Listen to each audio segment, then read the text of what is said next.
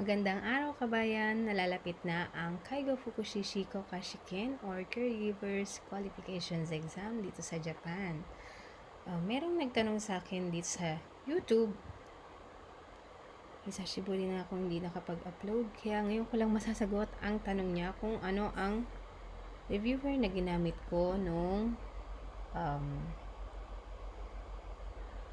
magpe-prepare pa lang po ako sa exam ko as a caregiver. So, the first book na ginamit ko ay ito pong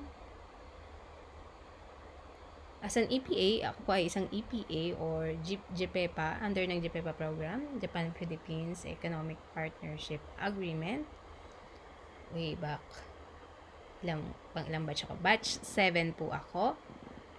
And ito po yung ginamit namin na book. Marami po yung books na yan. Pero, yung itsura po niya ay, ito po, basically, ganyan. Ito po yung dictionary. And then,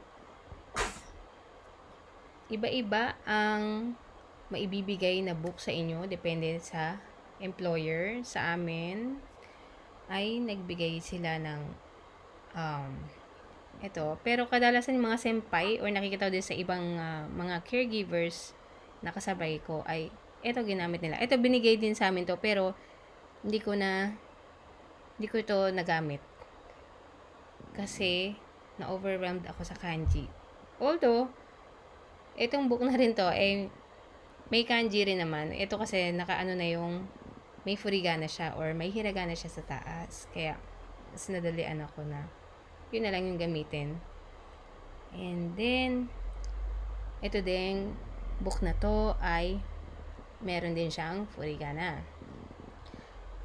Sa book na to, ang book na to, or ito, ang ginawa ko sa book ko, binalot ko siya sa gano. Kasi sumasakay kami sa bus, so para hindi makikita kung ano yung binabasa ko. Alam niyo kasi dito, meron mga loko-loko na pag na-timing ka sa tawag dito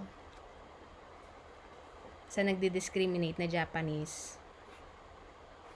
Nako, ayun na iniiwasan ko dati. So, ayan, binalot ko ng ganito. Well, obvious naman nagay ko din ako, 'di ba? Sa itsura ko pa lang or isa akong foreigner. Pero ending, hindi ko rin naman siya nagagamit sa bus kasi kung uuwi na, pagod na ako para magbasa.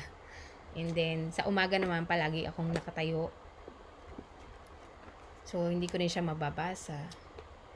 Ang gusto ko sa book na dito, na to, ng Tecom is, ayan, Tecom yan, Tecom.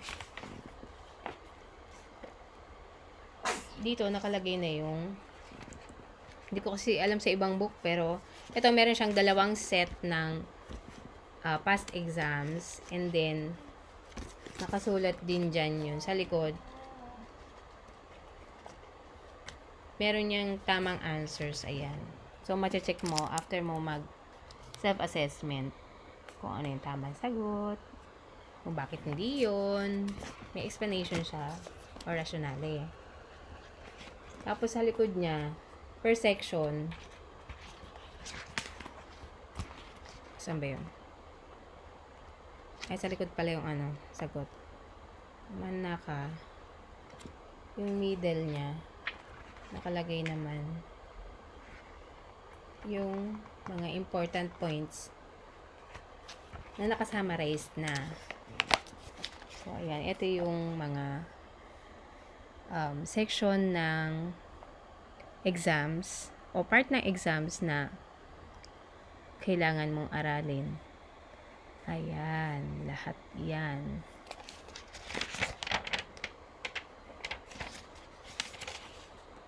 Dito, ayan, katulad nito, yung important points, naka-summary na. Anong nilagay ko dito? Naka-summary na siya. So, instead na bubulat-latin ko pa yung napakalaking book ng dito na siya. Hindi naman lahat, pero yung mga importante na kailangan mong aralin, nandito na. Summarize na siya. Kaya, ito, maganda to. And then, ano pa ba? Kapag isa kang EPA, meron niyang mga Benkyokai or paano ba? Ano ba yung Benkyokai sa Tagalog or English? Meron kayong isang araw or 3 days na magkasama-sama lahat kayo, magkakabatch, and then sa araw na yon magkakaroon kayo, sa isang araw doon magkakaroon kayo ng exam, tapos yung second day is rationale nung nung exam na tinake nyo or checking nun.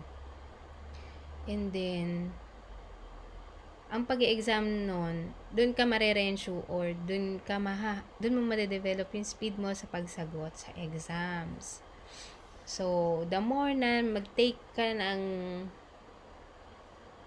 practice test sa sarili mo, dun ka mahahasa kung gaano kabilis ka ba dapat magsagot, dapat hindi ka ma-stuck sa isang lang, dapat kung hindi mo alam yung sagot, pak daw ka muna. Pero dahil per section yon, dapat wag mong buuin yung exam na hindi mo nasagutan lahat muna, saka ka babalik. Kumbaga, ano ba? Kung ang first kung sa isang exam is Ningen to Shakai, Ningen no Songen to, ano ba to? Jiritsu. Kung dito, ang tanong i-5, dapat, kung papakdaw mo yung number 2, kung i-skip mo yung number 2, hanggang 5 yung questions, balikan mo agad yung question number 2 at sagutan mo yon. Kasi pag na-skip mo yon, lahat ng scores mo sa lahat ng answers mo, pag namali-mali ka ng number, ayan, diyan ka na mamali-mali ng sagot. Lalo ka magraratel. So, avoid mo yon. And then, dahil nurse ako, nag-focus ako sa no Shakai no Rikai. Kasi dito ako hirap na hirap. So, dun sa part na, alin ba yun? Yung Kaigo no Kihon, saka Kokoro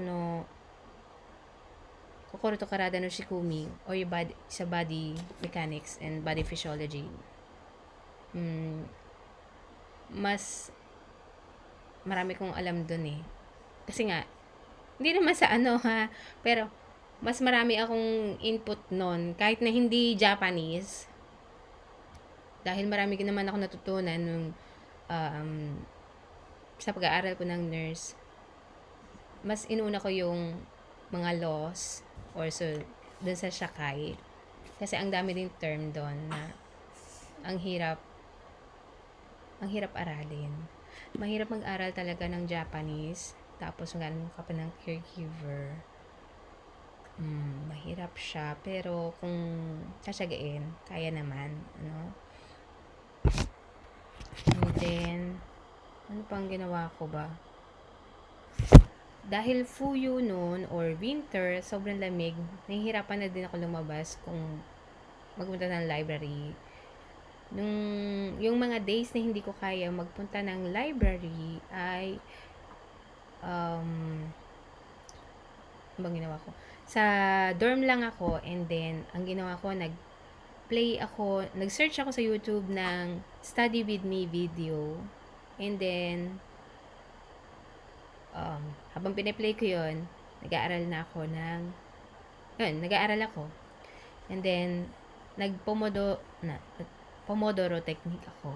20 minutes study, and then, rest ng 5 minutes, and then, 20 minutes study again, and then, vice versa. Ayun, yung technique na yun is effective for me. And then, ano pa? Ginawa ko ba? Lahat ng notifications mo sa ibang applications, or kung pwede, nakaharap ka sa tawag dito, kung nag-play ka din ng YouTube, malamang naka-on din yung Facebook mo, diba? Pero dapat yon ay notifications mo ay naka-off. Or kung pwede, huwag ka ngang mag-phone. Basta, aral ka lang, and then yung background music mo. And then, ano pa ba ang ginawa ko na? Itong isang to is very useful, or talagang magigising ka kapag dinadaan ka na ng antok. Ayan, gumamit ka ng peppermint oil. Ngayon ko lang to na-discover, ito lang nakaraan. And then, yung peppermint oil, kahit hindi mo na isalin yun, kahit ano mo lang, so namama na dun sa sa vial, tas langhapin mo lang siya, magigising talaga ang diwa mo. Ayun, very useful yon. So, ayan, try nyo yan. Pero kung magla-library kayo or nasa public places kayo, kung tingin nyo yung Japanese mag-iiyagaro, or kung tingin nyo maselan kasi talaga ang mga Hapon, merong mga ayaw ng amoy, gusto nila yung lang, natural na body odor. Body odor. Hindi yung body scent. Ayaw nila yung mga perfumes, mga ganyan. Mas gusto nila yung natural na scent. Ayun. And then, kayo, depende yan sa inyo kung gusto nyo cafeteria, or kung sa kayo komportable na mag-aral, ayan. Pero, kung nga, ayan. Good luck sa mga mag-e-exam ngayong January. Ayan. Sana makatulong to. And, ano pa ba? Practice lang sa sagot sa exam. 2 hours, 3 hours. Ayun, ganon. Ayan. Good luck. Bye.